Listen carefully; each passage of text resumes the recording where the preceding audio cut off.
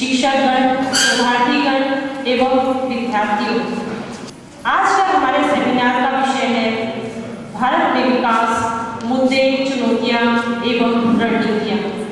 आज का यह विषय हमने इसलिए लिया क्योंकि वर्तमान में यह विषय एक ज्वलंत हम इसको इस तरह से ले सकते हैं कि भारत के विकास में महत्वपूर्ण भूमिका निभाने के लिए हमें किन किन आयामों से होकर के गुजरना चाहिए, क्योंकि विकास एक निरंतर चलने वाली प्रक्रिया है और औद्योगिकरण एवं सूचना प्रौद्योगिकीकरण ने विकास के नवीन आयाम हम सभी के समक्ष व विश्व के समक्ष स्थापित किए हैं। वर्तमान समय में विकास शब्द को एक परिभाषा के रूप में परिभाषित करना अत्यंत कठिन है, क्योंकि भारत के नागरिक जन हो या विश्व के नागरिक जन या फिर सभी राष्ट्र विकास के नए नए आयाम अपने स्तर पर प्राप्त करने के लिए प्रयासरत है।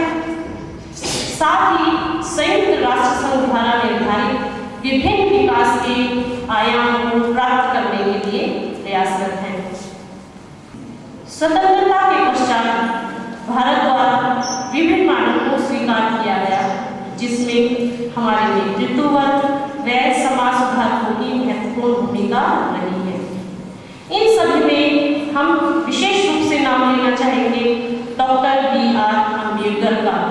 Doctor B.R. अम्बेडकर के द्वारा देश की आर्थिक व कानूनी व्यवस्था का जो भी ढांचा हम सभी लोगों को देखने के लिए मिलता है, उसमें बहुत सारे सुझाव डॉक्टर B.R. अम्बेडकर द्वारा दिए गए हैं। सन 1990 के पश्चात उदारवाद ने हमारे देश में दस्तक दी।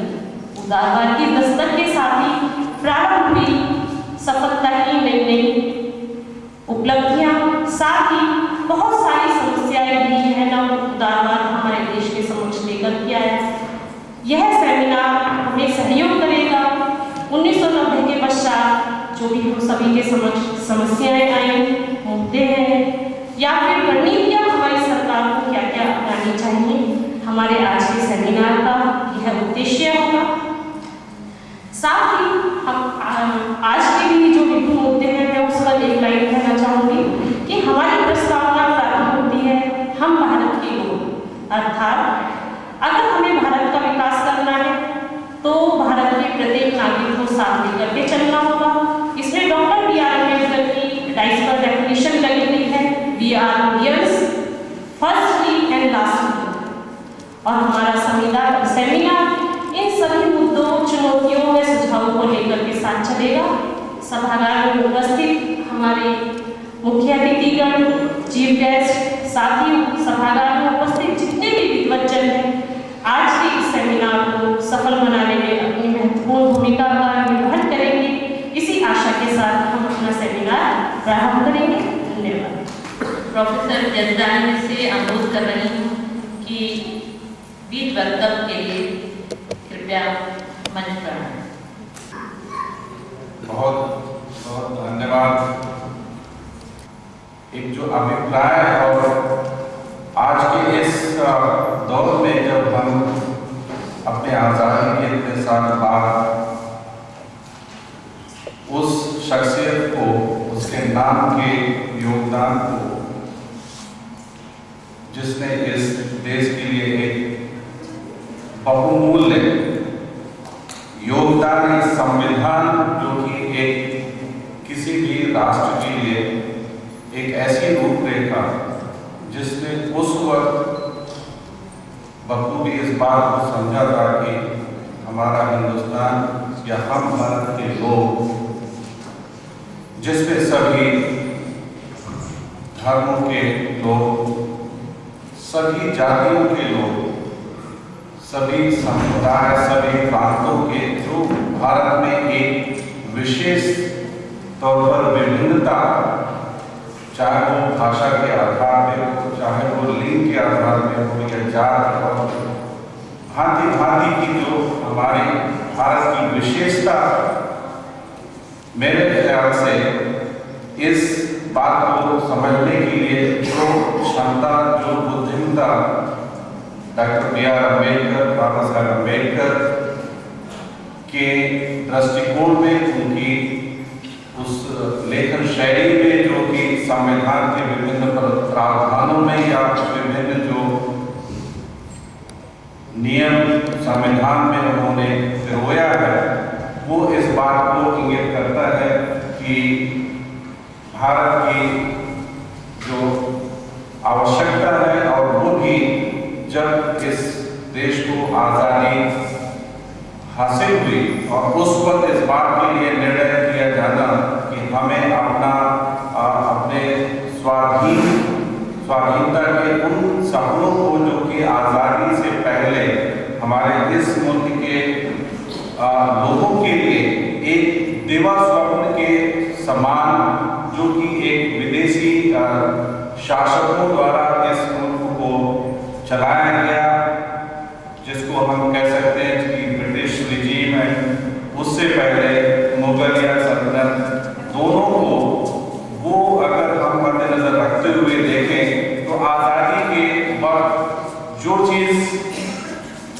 हम सबके समक्ष उभर के आई, और वो एक ऐसा मौका कि हम एक अपना ऐसा संविधान बनाएं जिसके जरिए हम अपने भारत के लोगों के लिए एक ऐसा रोड मैप तैयार करें, ऐसा कानूनी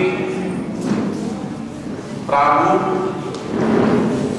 बना के और समस्याओं का निराकरण किया जा सके, जो कि इस मुल्क के तमाम लोगों की आज़ादी के एक स्वप्न के स्वरूप उनको उपलब्ध हासिल करने के लिए एक चीज़ सामने आई।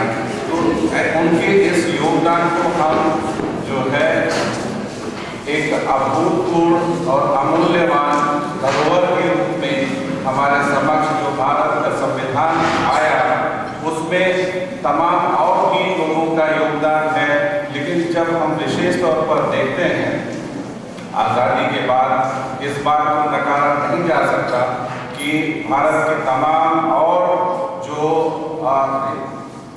विजनरी थे, या आप कह सकते हैं कि लीडर्स थे, उनमें से बाबा साहब अम्बेडकर के योगदान को नहीं भुलाया जा सकता। हालांकि आज़ादी के बाद जो सरकार आई, उसमें ओहदे तमाम लोगों को मिले, लेकिन बाबा साहब अम्बेडकर का जो दिया हुआ संविधान और जो एक प्रारूप तैयार हुआ, उस पे जो निहित उद्देश्य है उसकी पूर्ति के लिए जो सरकार और शासन व्यवस्था को करना चाहिए था, उस दिशा में हम ये कह सकते हैं कि अभी वो यात्रा पूर्ण नहीं हुई है। वो उद्देश्य संविधान के जो प्रस्तावना को अगर हम देखते हैं, we the people of India having solemnly resolved into India, constitute into India a sovereign, socialist, secular republic, democratic republic. Very beautiful words जो एक संविधान की प्रस्तावना में उद्देशिका में इस बात को बहुत सुंदर शब्दों से, लेकिन अगर उन शब्दों का हम विवेचना करें, उनको देखें, तो हमारे संविधान की एक ऐसी प्रस्तावना है जो हम भारत के वासी, हम लोग सभी लोगों के लिए वो एक शब्द ही नहीं, बल्कि उन शब्दों का अगर हम उनका मतलब निकालें तो शायद पूरा संविधान उन शब्दों से पूर्ण रूप से कनेक्टेड है, जुड़ा हुआ है। और उसी दिशा में हमारी जो शासन व्यवस्था है, जो आज़ादी के बाद लगातार हमने देखा कि एक के बाद दूसरी सरकार, तीसरी सरकार लगातार आती रही, लेकिन मुझे ऐसा अनुभव प्रतीत हो रहा है कि उन सभी उद्देश्यों की पूर्ति के लिए जो एक प्रस्तावना में निहित है, उनकी अभी तक हम उनको उपलब्ध नहीं कर पाए, हासिल नहीं कर पाए। With this, in fact, I can say एक शेर है, हजारों साल जो है वो नरगिस अपनी दूरी पे रोती है। सोचिए, तो अम्बेडकर इज लाइक चमन में जो दीदावर पैदा, तो ये आप सोचिए तो he is in fact is like that we as a nation, despite of having so many leaders we have seen after independence, the very that the thought, the very that knowledge which is available before us in the various provisions of the constitutions, they are very holy in nature, and accordingly they deserve the provisions of the constitution, that they are really not comparable with, but we have very beautiful constitution that Ambedkar gave to us. With this, I am again thankful to this college, which I have seen probably this kind of degree college I have never seen. Though in Ghaziabad I have been able to see some other colleges as well, but this college is having a unique, uniqueness in terms of the such programs as the principal madam has told, that this is something good, that change in fact is not coming from anywhere. The change will come from amongst ourselves here, that we should understand whatever is the need of the time. This nation is in fact facing many challenges. We can say extended to make the legal provisions, legislative intent, the very meaning in fruitful manner. It is our cooperation which is needed for all sort of the machinery, the mechanism which is provided by the law. Thank you so much. धन्यवाद professor Yazdani. हजारों साल नरगिस अपनी बेनूरी पे रोती है, हजारों साल नरगिस अपनी बेनूरी पे रोती है, बड़ी मुश्किल से होता है चमन में दीदावर पैदा। बहुत ठीक, आज़ादी के इतने साल बाद भी हम अम्बेडकर को याद कर रहे हैं, उनके योगदान को याद कर रहे हैं, उन पर डिबेट कर रहे हैं। यह उनकी समकालीनता का परिचय है। उनका मानना था कि जाति, धर्म और संप्रदाय के नाम पर किसी भी तरह का भेदभाव नहीं होना चाहिए। सामाजिक एवं आर्थिक रूप से पिछड़ों के लिए उन्होंने आजीवन कार्य किया, संघर्ष किया।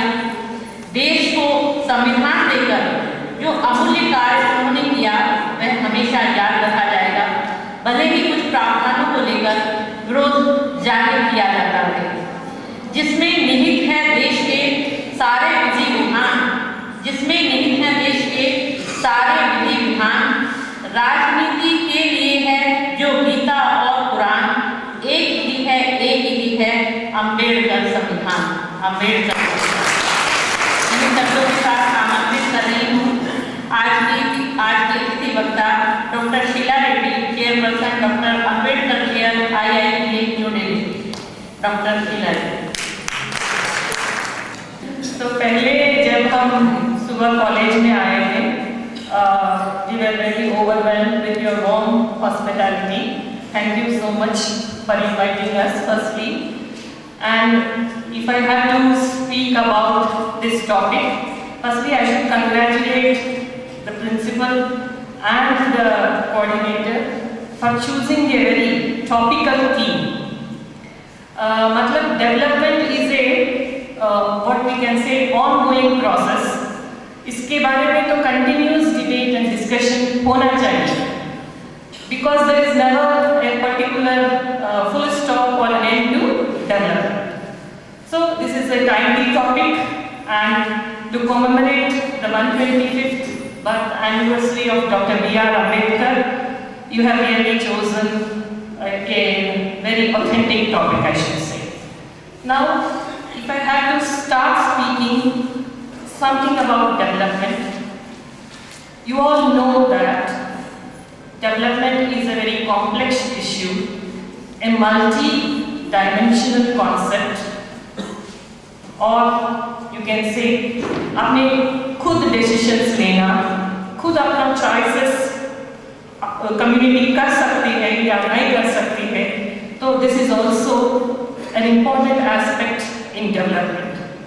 Now after over 68 years of independence, when I stand before you, मेरे मन में बहुत प्रश्न उत्पन्न होता है, which I need to put before you, and they keep bothering me, and I think bothering each one of us as an individual and also being as a member of society.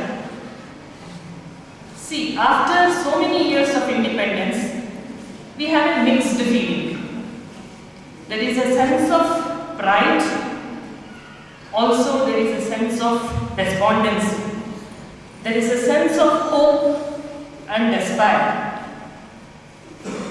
Sometimes we are very, very elated to be a proud Indian, and sometimes we are discontented about the happenings in the society, developments in the society.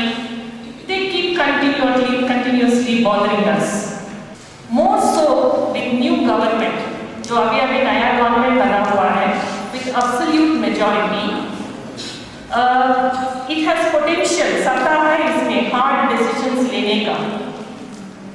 तो before the elections, we only heard some phrases, words like these we have been hearing for over past 1 decade, like development, good governance, inclusive growth and sustainable development. My dear Madam Professor Sushma Yadav, because it is only 4 months since I am handling this chair in Ambedkar at IIPA, she is my predecessor, she has established the chair very well, and she guides me very well, and she takes me along with her wherever she goes. I think no senior, I think whatever I am speaking today, or she gives me so much confidence, you can do well. If all seniors are like her, we juniors can progress very well. Thank you so much. धन्यवाद professor Reddy. बीच में आपने हिंदी ऐसी बोल दी, बीच में आपने हिंदी ऐसी बोल दी, लग रहा था वक्तव्य में चाशनी सी बोल दी. सेमिनार का विषय ज्वलंत है, इस पर हमेशा बहस और कार्य होना चाहिए निसंदेह. अपनी समस्या और समाधान के लिए हम स्वयं कदम उठा सकें. आज 68 साल के बाद भी हमें सब सोचना पड़ता है. कभी कभी भारतीय होने पर गर्व होता है, और कभी हमें सोचना भी पड़ता है कि हम जिस स्थिति में हैं, क्या हमें उससे और आगे होना चाहिए था. वर्तमान सरकार कठोर निर्णय लेने में सक्षम है, लेकिन जनसंख्या जो हमारी शक्ति भी है और कमजोरी भी, इसके बारे में भी हमें सोचना होगा. योजनाएं बहुत अधिक बन रही हैं, पर क्या योजनाओं पर काम हो रहा है? योजनाएं बनने पर से काम चल सकता है? इस पर भी सोचना पड़ेगा, क्योंकि अगर हम दिल्ली और एनसीआर से थोड़ा दूर जाएं तो स्थिति समझ में आ सकती है. 2 लाइनें सुना रही हूँ कि अगर शिक्षा के क्षेत्र में ही देखें, मेट्रो सिटी की बात मैं नहीं करती, लेकिन जो पिछड़े हुए हैं, जो पिछड़े शहर हैं या पिछड़े गाँव हैं, उनमें आज भी वही स्थिति है जो कभी नागार्जुन के समय में थी. घुन खाए शहरीरों की 12 घड़ी विधाता बाजे, घुन खाए शहरीरों की 12 घड़ी विधाता बाजे. फटी भीत है, छत टपकी है, कोने में बिस्तुइया नाचे. मिनट पे बेबस बच्चे को जड़ करके फिर 5 तमाचे. इसी तरह से दुखन मास्टर गढ़ता है आदम के सांचे. धन्यवाद प्रोफेसर रेड्डी. आमंत्रित कर रही हूँ आज मुख्य अतिथि महोदया प्रोफेसर सुषमा यादव जी को. आदरणीय प्रोफेसर सुषमा यादव. डॉक्टर अम्बेडकर ने जो विचार रखे थे, फिर मैं विकास कराऊंगी, जो विचार रखे थे उस समय, वो उस समय के लिए बहुत ही क्रांतिकारी थे. क्रांतिकारी इसलिए थे कि जो बात उन्होंने कही वो कहने की हिम्मत उस समय बहुत कम लोगों में हुई, और इसीलिए यदि आप कहें, वो तो शायद दुष्यंत ने तो कही थी इमरजेंसी के समय पे बात की कि हर तरफ ऐतराज़ होता है, मैं अगर रोशनी में आता हूँ। लेकिन ये बात अम्बेडकर के लिए उस समय सही है और इसीलिए उन्होंने लिखा था what the Congress and leaders have done, what Gandhi, Nehru have done to the untouchables and what Congress have done to the untouchables. ये बात जो कही, मैं सीमा जी को एक बार फिर से बधाई देना चाहती हूँ कि यहाँ वो अम्बेडकर स्टडी सेंटर लाइन। इस सेमिनार का ये विषय चुना डॉक्टर गर्ग तो का आशीर्वाद आपके ऊपर जरूर होगा, नहीं तो सेंटर शुरू नहीं हो सकता था। और फिर आपने ये विषय भी चुना क्योंकि इन सबको मिलाकर के देश की रणनीति जो भी बननी है वो बननी है। लेकिन साथ ही साथ वो जो बातें डॉक्टर अम्बेडकर ने उस समय कही, वो उस समय के लिए मैं फिर कह रही हूँ क्रांतिकारी है, जो पता होनी चाहिए। और अब तक देश में 6 बरस तक पहले की बात मैं कह सकती हूँ कि बहुत अज्ञान था डॉक्टर अम्बेडकर के विषय में। थोड़ा सा ज्ञान अब वो बढ़ा है। हम उनको सिर्फ 2 बातों से समझते थे, एक तो संविधान निर्माता है और दूसरा उन्होंने रिजर्वेशन की पॉलिसी की है, जो दोनों ही बहुत ही उनके बारे में संकुचित समझ थी, पूरी समझ नहीं थी। क्योंकि संविधान उन्होंने दिया बहुत सारी सीमाओं के बीच में दिया, क्योंकि संविधान वो नहीं था जो वो चाहते थे। यदि वो संविधान देते तो शायद ये और भी सुंदर संविधान होता। ये बात उन्होंने बाद में कही और हम सब ये देखते भी हैं। और दूसरा जो रिजर्वेशन की पॉलिसी है वो भी अगर कहें तो उनका एक तरह से कंप्रोमाइज था, वो एक समझौता था जो उस समय राष्ट्र को बनाए रखने के लिए, इस देश को बनाए रखने के लिए उन्होंने कांग्रेस और बाकी नेताओं के साथ किया था। और डॉक्टर यशदानी एक बात यहाँ भूल गए कि सब में क्रीमी लेयर इंट्रोड्यूस होना चाहिए। मैं अभी उससे बहुत सहमत नहीं हूँ और ये चाहती हूँ कि यदि ऐसी बात सोची जाए तो ज़रूर उससे पहले एविडेंस बेस्ड रिसर्च कराई जाए, क्योंकि रिसर्च इस देश में अभी रिजर्वेशन पे कोई नहीं हुई है और अभी तो पॉलिसी भी नहीं बनी है। आप कह रहे हैं ना, पॉलिसी भी अभी बनने में इस देश में समय लगेगा, ये सच बात है। इसलिए ये ज़रूरी है कि इस तरह के सेमिनार हों और ये सच बातें कही जाए कि विकास क्या हुआ है हमारा, क्या कमजोरी है उस विकास की और क्या मुद्दे हमारे सामने। अब सिर्फ संक्षेप में विकास कुछ हद तक डिफाइन किया डॉक्टर रेड्डी ने हमारे सामने बहुत अच्छे से। विकास क्या होना चाहिए, देश का राजनीतिक विकास होना चाहिए, सामाजिक विकास होना चाहिए, आर्थिक विकास होना चाहिए और उससे भी अधिक अगर हम चाहें तो व्यक्तियों का विकास होना चाहिए। देश का एक विकास है जो सामाजिक, आर्थिक, राजनीतिक है और व्यक्तियों का विकास होना चाहिए। किस रूप में होना चाहिए कि हम सब कैपेबल बन सकें। यही नहीं है कि हम सबको निर्णय लेने की स्वतंत्रता होनी चाहिए, निर्णय लेने के लिए जो कैपेबिलिटी चाहिए, जो सामर्थ्य चाहिए, वो हर व्यक्ति में हो सकती है क्या, हर नागरिक में हो सकती है क्या। क्या हमने उनको इस योग्य बनाया है कि अपने विषय में सही निर्णय ले सकें और फिर उन निर्णयों को इम्प्लीमेंट कराने का प्रयास भी कर सकें और उसके बाद उनका पुनर्वलोकन भी कर सकें कि वो सही है या नहीं है और उनमें सुधार की आवश्यकता है या नहीं है। इसके साथ ही साथ आर्थिक, राजनीतिक, सामाजिक विकास के साथ मैं थोड़ा आगे जाती हूँ। बौद्धिक और सांस्कृतिक विकास भी इसका हिस्सा है, जो अभी इस देश की बहुत बड़ी जनसंख्या तक नहीं पहुँचा है। राजनीतिक विकास तो संविधान और अधिकारों के माध्यम से कुछ हद तक हम कह सकते हैं। अभी भी मैं नहीं कहूँगी, यदि हम संस्कृति की दृष्टि से बात करें तो हमारे देश में सिविक कल्चर आ पाई है, नहीं। अभी वो कहीं ना कहीं सिविक कल्चर से, नागरिक संस्कृति से बहुत दूर है। हम सब्जेक्टिव पार्टिसिपेंट कल्चर के बीच में जुड़ रहे हैं। इलेक्शन के समय हमारी संस्कृति जो है वो पार्टिसिपेंट हो जाती है, लेकिन बाकी समय लगभग हम सब्जेक्टिव कल्चर नहीं करते हैं, जिसको प्रारंभिक कहा जा सकता है। सिडनी वर्मा ने कहा था। लोकतंत्र की यदि बात करें तो जैसा डॉक्टर रेड्डी कह रही थी यहाँ पर कि अभी ये ना तो वैनिश हुई है और ना स्थापित हुई है सच में। So it's like structural democracy, जिसको हम एक तरह से संरचनात्मक लोकतंत्र कहते हैं, बल्कि उन्होंने एक और शब्द दिया था, इट्स अ सर्वाइविंग डेमोक्रेसी। मैं कहूँगी इट्स ए थ्राइविंग डेमोक्रेसी। बाढ़ की संभावनाएं सामने हैं और नदी किनारे घर बने हैं। जिस तरह चाहो बजाओ तुम हमें, हम नहीं हैं आदमी हम झुंझुने हैं, हम नहीं हैं आदमी हम शब्दों के साथ आनंदित कर रही हूँ प्राचार्य महोदय को वोट ऑफ थैंक्स के लिए प्लीज।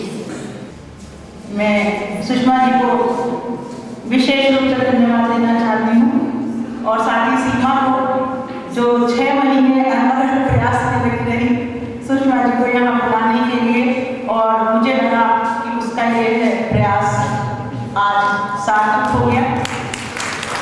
समय की कम था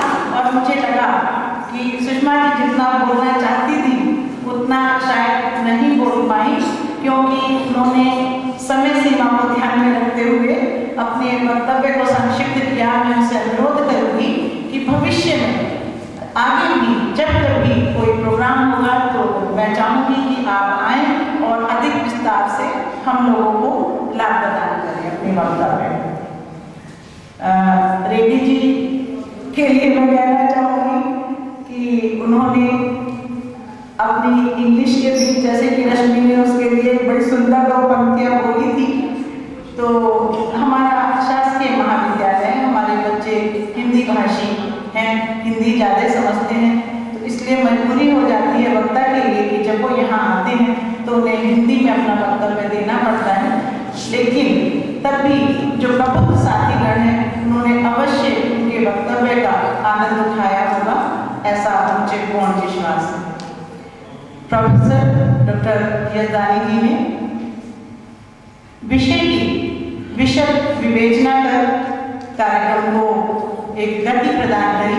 मैं उनके प्रति धन्यवाद ज्ञापित करती हूँ और कन्वीनर सीमा को धन्यवाद देती हूँ कि जिन्होंने इतना टाइमली इसको इस सब्जेक्ट का चयन किया और यहाँ पर इस मंच को भी इस विषय के माध्यम से एक विकास की गति प्रदान की।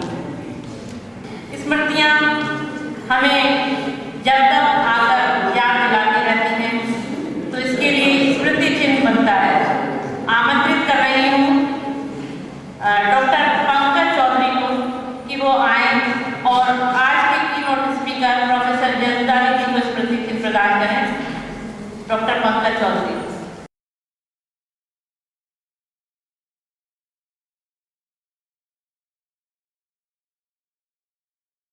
और आज हम सभी के बीच इस विशेषज्ञ सत्र को चयन कर रहे हैं। सर, आपका बहुत बहुत हार्दिक स्वागत एवं अभिनंदन है महाविद्यालय परिवार की ओर से। आपके स्वागत के लिए आमंत्रित कर रही हूँ doctor Rashmi Kumari, associate professor department of Hindi. आपका पुष्पगुच्छ के माध्यम से स्वागत कर रही हैं।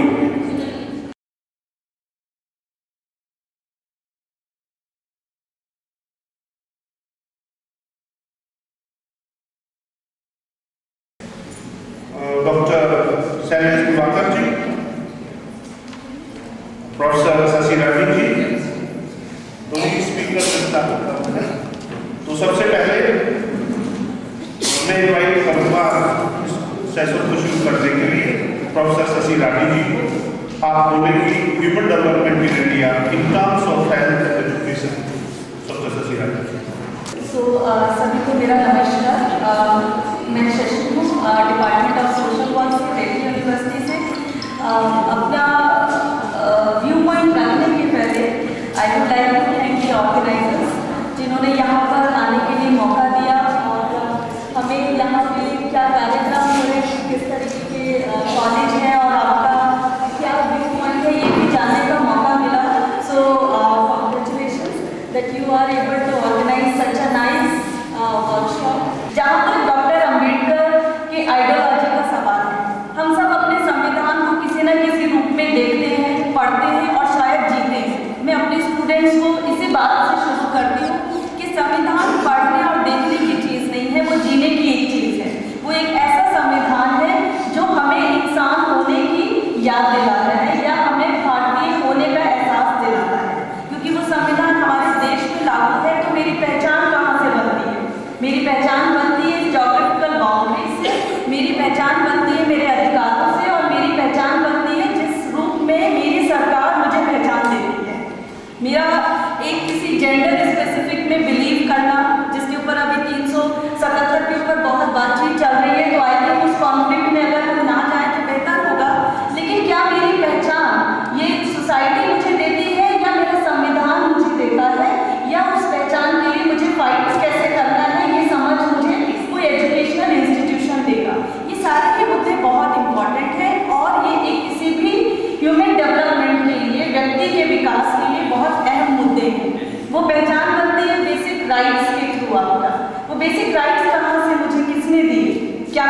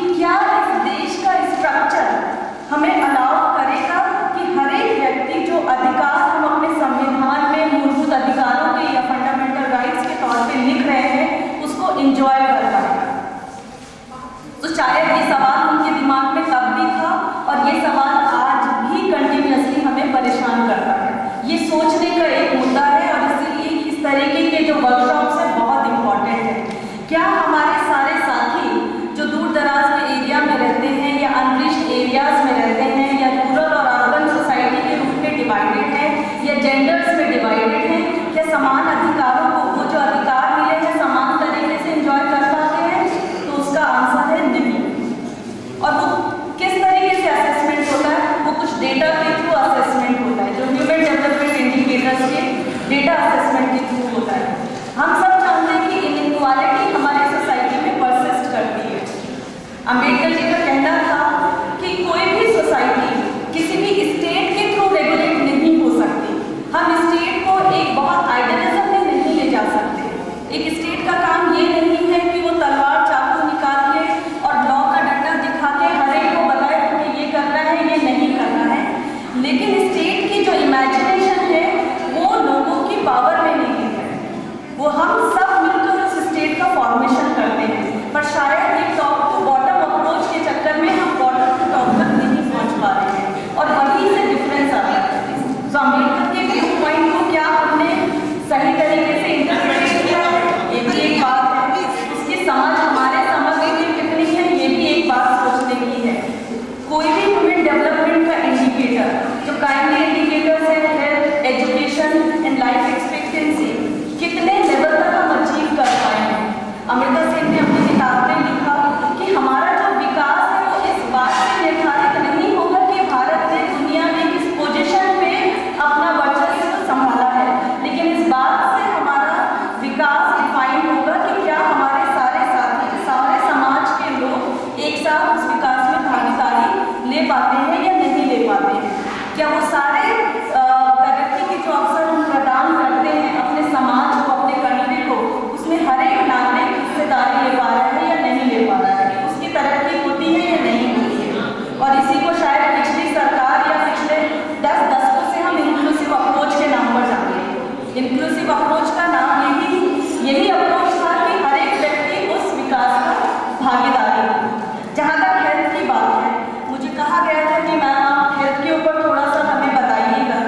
हेल्थ का जो बेसिक इंडिकेटर है, पहली चीज़ है लाइफ एक्सपेक्टेंसी। तो क्या हम जो हमारे हेल्थ सर्विसेज हैं या मेरी जो हेल्थ है वो कौन निर्धारित करेगा कि मैं एक सही वातावरण में अच्छे हेल्थ के साथ में आगे अपना विकास कर सकते हैं। अगर हम मेटरनल मोर्टालिटी रेट देखें तो आज भी we are struggling to fight against it. Gender ratio अगर आप देखते हैं या फीमेल सेक्स रेशियो आप देखते हैं तो हमारे सामने कुछ शॉकिंग न्यूज़ आती है कि अभी भी हम लोग किसी एक खास वर्ग के बच्चे के जन्म पर बहुत उत्साहित होते हैं, लेकिन जब लड़कियां पैदा होती हैं तो शायद उतने ही निराश हो जाते हैं। तो क्या वजह है कि हम ऐसी चीज़ों में इंडल्ज हैं? ये कोई अलग से सोसाइटी से आए हुए लोग नहीं हैं जो ऐसा करते हैं, ये हमारे बीच में से ही लोग हैं जो शायद अपने सर्विसेज में इंडल्ज हैं। और क्यों होते हैं? क्योंकि शायद हम अपना क्वेश्चन नहीं कर पा रहे हैं और ना नीतियों को सही से समझ पा रहे हैं। तो क्या हमारे देश की जो नीतियाँ हैं वो इतनी असक्षम है कि जो डेवलपमेंट इंडिकेटर्स हैं हम नहीं अचीव कर पा रहे हैं? हेल्थ की जब बात आती है तो वही सुबह जब बात हो रही थी public hospitals and private hospitals, public और प्राइवेट हॉस्पिटल में क्या अंतर है? कोई भी हमें बीमारी होती है तो हम सोचते हैं प्राइवेट डॉक्टर के पास चले जाते हैं, लाइन भी नहीं लगेगी, आराम से दवाई भी मिल जाएगी, पर हमें ये नहीं पता होता है कि वो इलाज हमारा क्या करता है क्या नहीं करता है।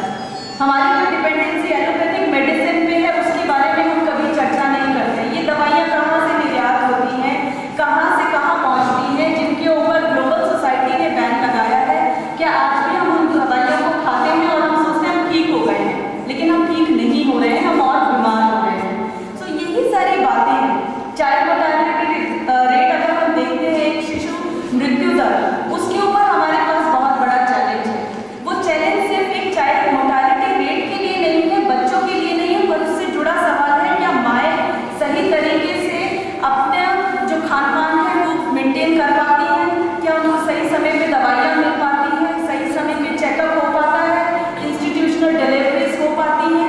दीज आर दी इंडिकेटर्स जिसके ऊपर हम ह्यूमन डेवलपमेंट इंडेक्स की बात करते हैं या उसकी अचीवमेंट की बात करते हैं। हो सकता है कि हम कुछ मुद्दों में बहुत अलग तरीके से अपना स्टेटस दिखाते हैं ग्लोबल सोसाइटी में और हम ये कहते हैं कि हम बहुत तरक्की कर रहे हैं, पर शायद मुझे ऐसा लगता है कि हमारी समझ को हमें और स्ट्रॉन्ग बनाना पड़ेगा by looking at the micro indicators. वो इंडिकेटर्स हैं इंक्लूसिव सोसाइटी के इंडिकेटर। हमारे समाज में जितने भी वर्ग हैं क्या वो समान तरीके से उन सुविधाओं का फायदा उठा पाते हैं या नहीं उठा पाते हैं? ये जो बेनिफिट्स की पॉलिसी है, स्टेट के वेलफेयर अप्रोच की जो पॉलिसी है वो किस तक पहुँच रही है, क्यों नहीं पहुँच पा रही है? तो ये सारे मुद्दे भी बहुत इम्पॉर्टेंट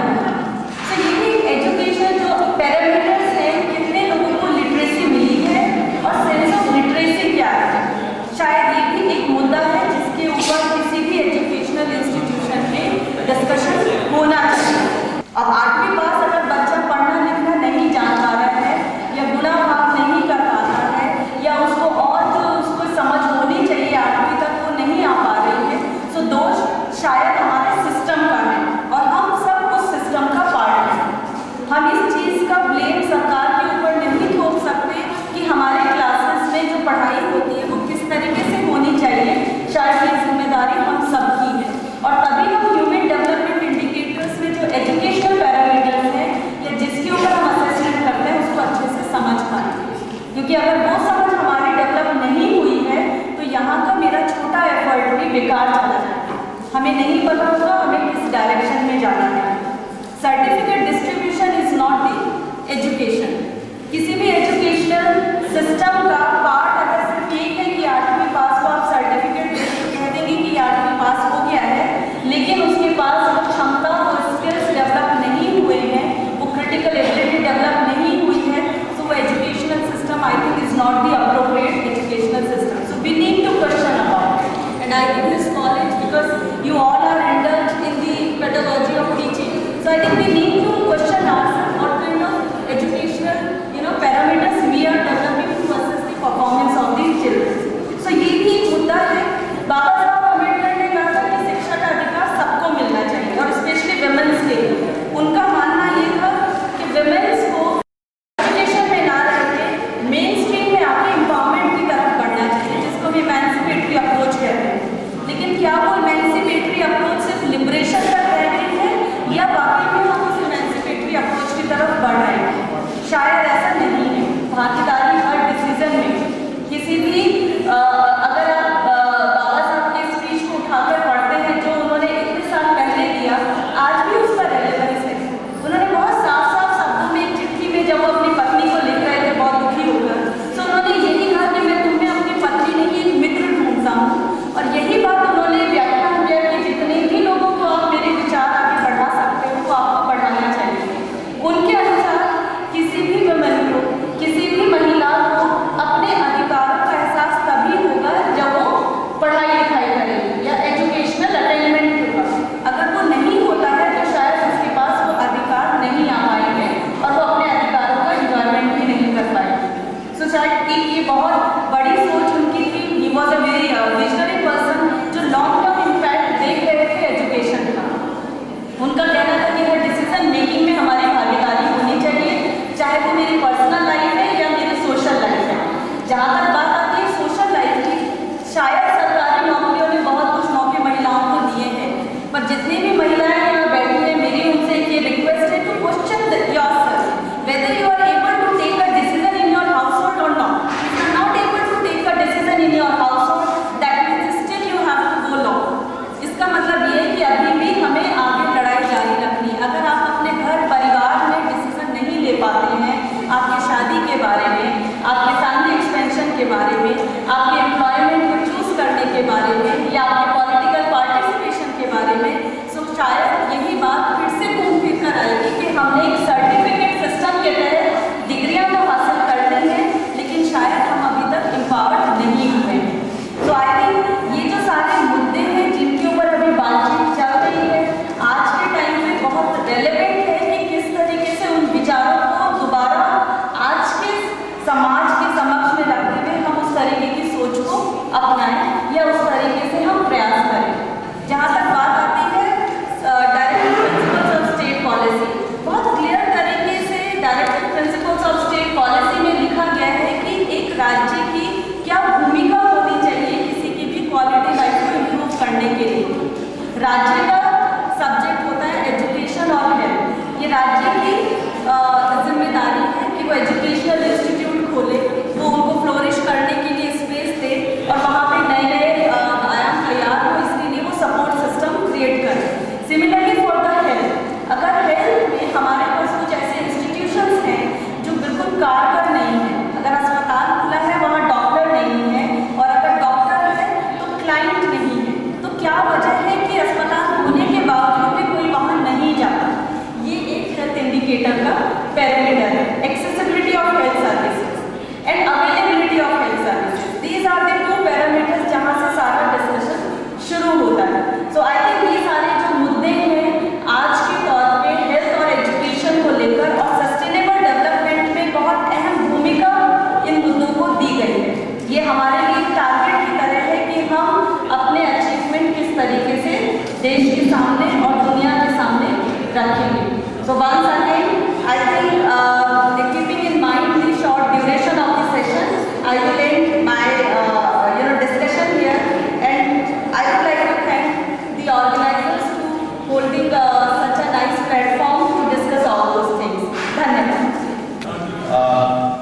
ये हो सकता है कि कुछ लोगों को दो तरह के राष्ट्र की परिकल्पना हमारे मन में चल रही थी, हमारे देश के निर्माताओं के मन में। एक जो है जिसको कॉमनल राष्ट्रवाद या कॉमनल राष्ट्र की परिकल्पना चल रही थी, जिसमें कि सावरकर, गोलवलकर, हेडगेवार और बाद में उसमें अरविंदो आए। अगर हम गोलवलकर की एक किताब जिसको हम इस किताब का नाम है we and our nation defined, एक किताब है गोलवलकर की, जिसमें उन्होंने इस तरह के राष्ट्रवाद और राष्ट्र की परिकल्पना की है। इस राष्ट्र में का जो रूप होता है वो एक स्टेट राज्य जो राष्ट्र जो होता है वो एक मोनोलिथिक एंटिटी के तौर पे होती है, एक ऑर्गेनिक होल के तौर पे होता है, और सारे इसके जो पार्ट्स हैं वो अपनी अपनी ड्यूटी परफॉर्म करते हैं। इस राष्ट्र के जो भी अंग होंगे वो सब अपनी अपनी कार्यों को करेंगे, उनका राष्ट्र के प्रति सिर्फ कर्तव्य होगा, सिर्फ कर्तव्य होगा, अधिकार नहीं होगा, और सभी अपने अपने काम करेंगे। मूल रूप से उस राष्ट्र का निर्माण वर्ण के आधार पर किया जाएगा, जिसमें सभी वर्ण के लोग अपनी अपनी कर्तव्यों का निर्वहन करेंगे, और उस तरह से एक भारतवर्ष होगा जिसमें सभी वर्ण के लोग अपने अपने कर्तव्यों का निर्वहन करेंगे। एक दूसरे तरीके का राष्ट्रवाद का इमेजिनेशन जो बाबा साहब अम्बेडकर के इस पिछले जो कॉमनल नेशनलिज्म या कॉमनल नेशन का जो इमेजिनेशन है उसका आधार होता है सबसे पहले अस और देन में डिविजन्स। कैसे हम इमेजिन करेंगे कि ये मेरा राष्ट्र है, इसके लिए उनके लिए उनको आवश्यकता पड़ी एक दूसरे की परिकल्पना करने की, और जब उन्होंने ये परिकल्पना करी कि हम कौन हैं, हमारी संस्कृति क्या है, हमारे कल्चर क्या है, और हम कौन से लोग हैं, और जब इसकी परिकल्पना लोगों ने की तो उसी दौरान उन्होंने हमको डिफाइन किया अदर्स के कॉन्टेक्स्ट में। पहले उन्होंने ब्रिटिश को अदर माना, दूसरे ब्रिटिश हैं और हम अपने।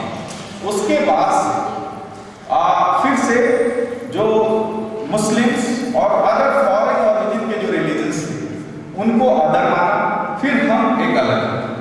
इस तरह से डिवीजन एक फंडामेंटल लाइन था जिसके आधार पे ये राष्ट्र की परिकल्पना हुई थी, यानी विभाजन के लाइन के आधार पर एक राष्ट्र की परिकल्पना कर रहे थे लोग, जबकि इसके बिल्कुल विपरीत बाबा साहब अम्बेडकर के राष्ट्र की परिकल्पना जो है वो विभाजन नहीं बल्कि एक समतामूलक समाज की स्थापना यानी फ्रेटर्निटी के प्रिंसिपल पे उन्होंने किया। अब जब हम देखते हैं तिलक ने जैसे सोचा राष्ट्र के बारे में और अम्बेडकर ने जैसे सोचा राष्ट्र के बारे में, जब तिलक के बारे में सोचते हैं तो मुख्य रूप से जो कॉमनल नेशनलिज्म और राष्ट्रवाद की बात करते हैं वो लोग क्या करते हैं कि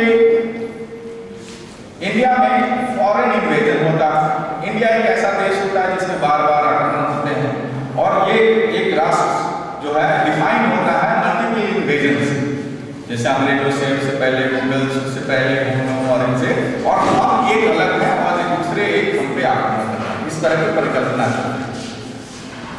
बाबा साहब अम्बेडकर ने पहली बात ये करी कि इस आर्यन इन्वेजन, ये सारी इन्वेजन थियरी को उन्होंने कहा कि किसी तरह का इन्वेजन, किसी भी तरीके का इन्वेजन नहीं हुआ था।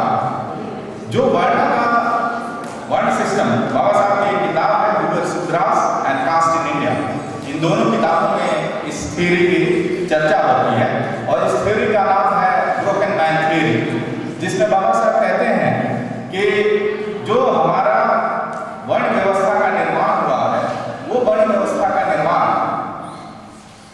वो रिसोर्सेज के डिस्ट्रीब्यूशन के संघर्ष के आधार पर बनाया गया।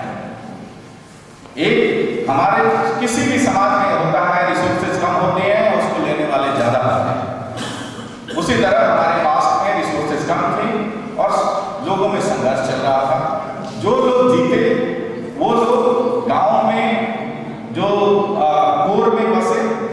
उनके पास कंसंट्रेशन ऑफ वेल्थ रहा।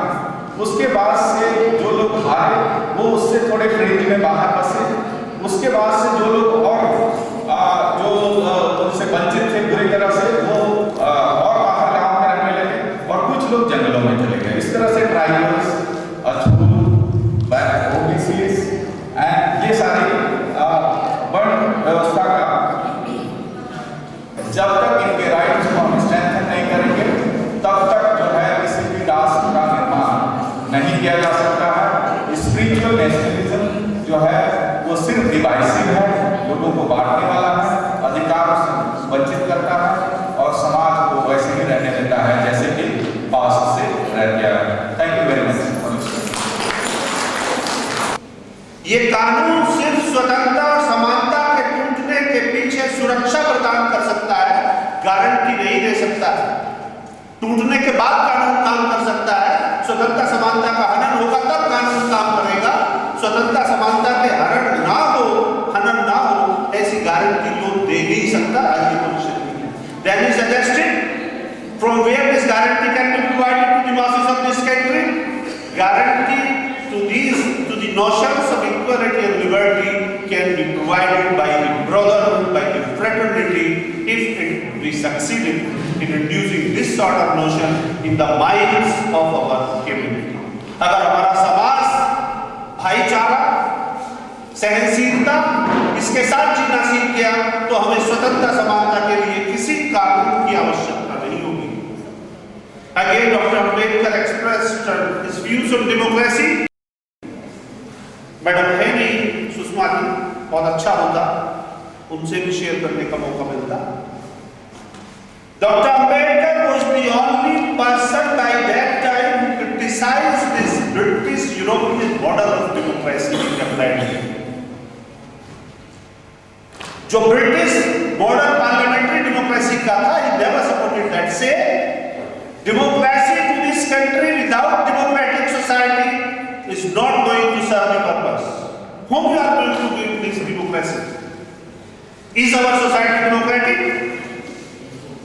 Or everybody knows democracy without democratic norms available in the society or being followed in the society, democracy is not going to serve the purpose. इसी के साथ मैं अपनी बात को समाप्त करता हूँ। कोई निर्णय नहीं लेना था। Thank you very much for listening. Baba Saheb Bhimrao Ambedkar ने सदैव एक लोकतंत्र एवं समतामूलक समाज की स्थापना और राष्ट्रहित का सपना देखा था। हमेशा जिसमें उन्होंने ये कल्पना की थी कि एक ऐसा भारत विकसित होगा जिसमें ना तो कोई शासक होगा और ना ही कोई शोषित।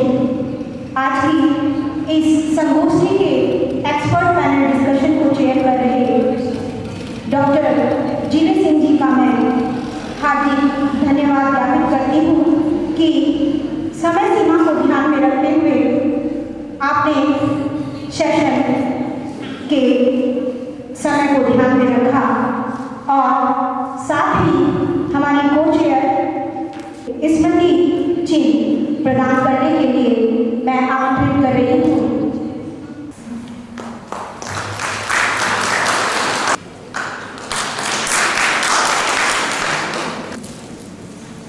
डॉक्टर शिवाजी अग्रवाल जी के स्वागत के लिए आमंत्रित कर रही हूँ डॉक्टर सुशीला। सर्वप्रथम मेरे परम आदरणीय सदस्य बाबा साहब डॉक्टर भीमराव अम्बेडकर जी को सादर सलाम अर्पित करता हूँ। क्योंकि आज मैं यहाँ खड़ा हूँ तो इसके लिए अगर कोई हकदार है या जिसको ये मिलना चाहिए, अगर वो भी यहाँ बैठी हैं और मंच पर कुछ महिलाएं हैं और शिक्षिकाएं हैं, अगर वो यहाँ बैठी हैं तो उसके लिए भी केवल नमन के हकदार डॉक्टर BR अम्बेडकर साहब हैं। उनकी वजह से ही आपको यहाँ बैठने का मौका मिला। अर्थात अगर वो नहीं होते तो 1950 अगर आप जाएंगे तो घर में झाड़ू पोछा और पता नहीं क्या क्या कर रहे होते हम लोग, या फिर मैं भी एक हांडी बांध कर घूम रहा होता। तो इसके लिए मैं उनको सादर नमन करता हूँ। If I keep Jyotirao Phule, before Baba Saheb Bhimrao Ambedkar, he was a social reformer. He was who advocated for the upliftment of the Sudras or of the downtrodden. But after him, Baba Saheb Bhimrao Ambedkar is a personality who has completely transformed the lives of the subalterns. So I would show you a video before going to complete my paper, because this video has been made by teachers of Ranchi University. I thought it was just a chapter. So my university was 25 kilometers far from Ranchi University, and it has been made by the Mass Communication Department. It has been made by Sunil Meet. You just see it consists of the whole discourse which we are talking about from the early morning, and you keep on talking in coming years. So I am going to play the video, and I request you to just watch it. You will be completely impressed by this video. मैंने यही किया अपने paper में कि जो भी आदिवासी समाज की समस्याएं हैं उसको उठाया है और अम्बेडकर ने कैसे समाज के लिए सॉल्यूशंस ऑफर किए हैं उसको मैंने इवैल्यूएट किया है। ये मेरा कंक्लूजन। धन्यवाद। सेमिनार में आए मेरे दोस्तों, विचारधारा क्या है? विचारधारा है समतामूलक समाज को उद्दलित करने की, आर्थिक विकास करने की। आज मैंने देखा जितने भी वक्ता है सबने सारी बातें बताई अम्बेडकर की, जितनी भी पॉजिटिव बातें थी सब कुछ बताया गया।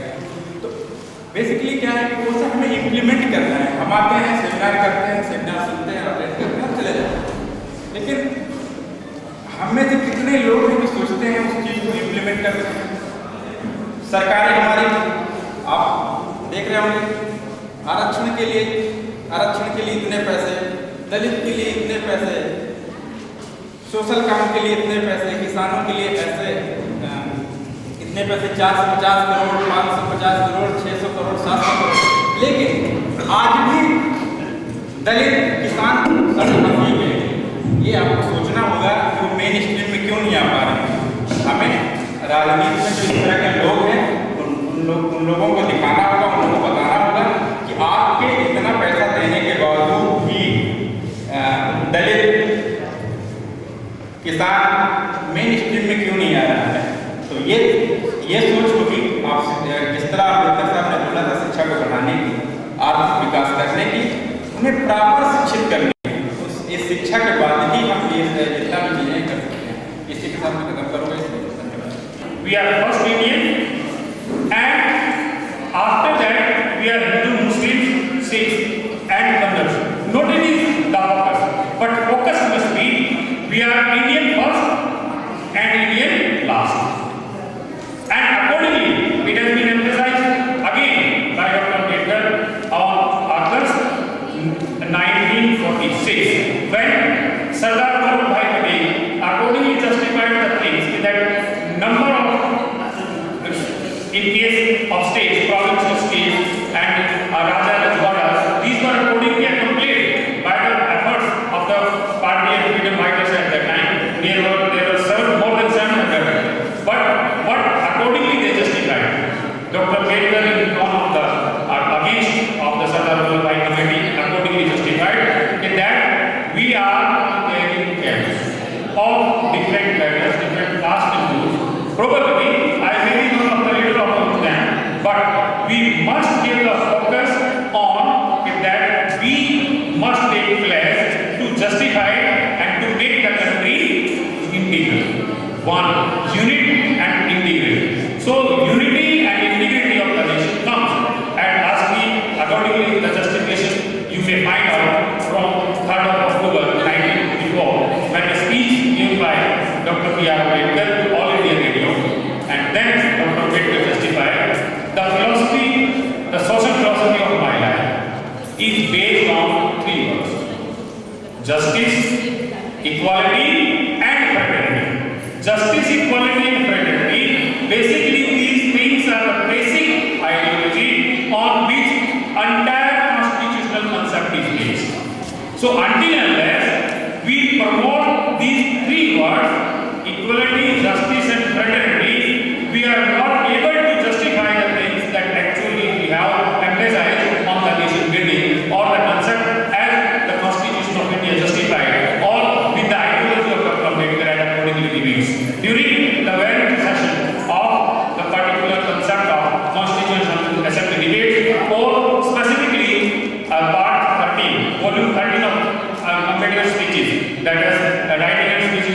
B.R. Ambedkar, volume 13 accordingly emphasize on this. So no doubt these things can be justified if we make a proper study of the Constitution as well as the Ambedkarite literature and basically Constitutional Assembly debates. So accordingly I request all of you that we must follow the Constitution, we must read the Constitution and distribute the Constitution if we want to make a particular emphasis on a particular concept, that is unity and integrity of India or the nation building accordingly as per proposition, as per philosophy of Dr. Ambedkar. Thanks to all of you. Good afternoon to all. I pay my best to Professor Archana Sharma और eminent dignitaries present in this august gathering. Myself, Dr. Lalita. आज के समय में जो अभी भी स्वतंत्रता के 67 साल बाद भी जो पैट्रियार्किकल सिस्टम है उसमें अभी भी महिलाओं को वो स्थान नहीं मिला है जिसकी उन्होंने कोशिश की दिलाने की, जो कल्पना उन्होंने की। उन्होंने विमेन उत्थान के लिए उस समय मैटरनिटी लीव जैसी व्यवस्था जो अब आकर महिलाओं को मिल रही है, इतने दूरदृष्टा, इतना लंबा उन्होंने सोचा, इतनी दूर तक सोचा कि किसी देश के उत्थान के लिए महिलाओं को आगे आना, उनका राष्ट्र के निर्माण में योगदान देना बहुत ज़्यादा जरूरी है। उसके लिए कॉन्स्टिट्यूशन में प्रोविजन किए जाएं, क्योंकि जिस समय भारत का संविधान बन रहा था, अम्बेडकर साहब ने कहा था कि हम दो तरह के हमारे मापदंड हो रहे हैं कि हम देखें कि जो संविधान में हम प्रोविजन कर रहे हैं, डेमोक्रेसी जो हम अपने देश में ला रहे हैं, वो डेमोक्रेसी लोगों में नहीं है, सोसाइटी इस तरह की नहीं है। तो सोसाइटी का स्ट्रक्चर दूसरे तरीके का है और यहाँ पर हम डेमोक्रेसी लाने की कोशिश कर रहे हैं। ये डेमोक्रेसी तभी चल सकती है जब इस तरह के लोकतांत्रिक मूल्य लोगों में भी आए, क्योंकि समाज में जो वर्ण व्यवस्था उस समय चल रही थी, उस वर्ण व्यवस्था में कहीं भी प्रजातंत्र जैसा कुछ भी दिखाई नहीं दे रहा था।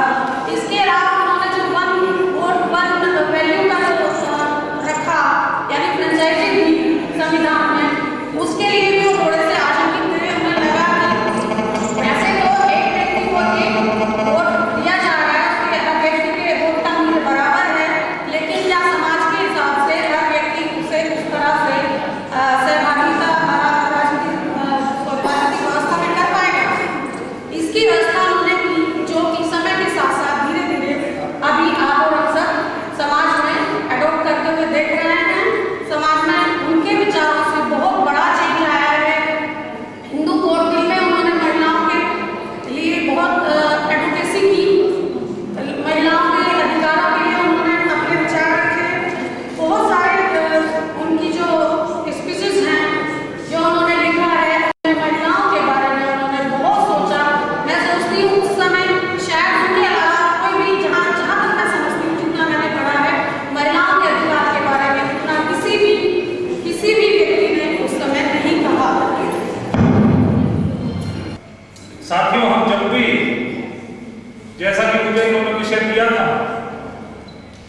कि हिंदुस्तान का विकास और हिंदुस्तान में गरीबी की समस्या और खासकर ग्रामीण और शहरी गरीबी और अंबेडकर के पर्सपेक्टिव में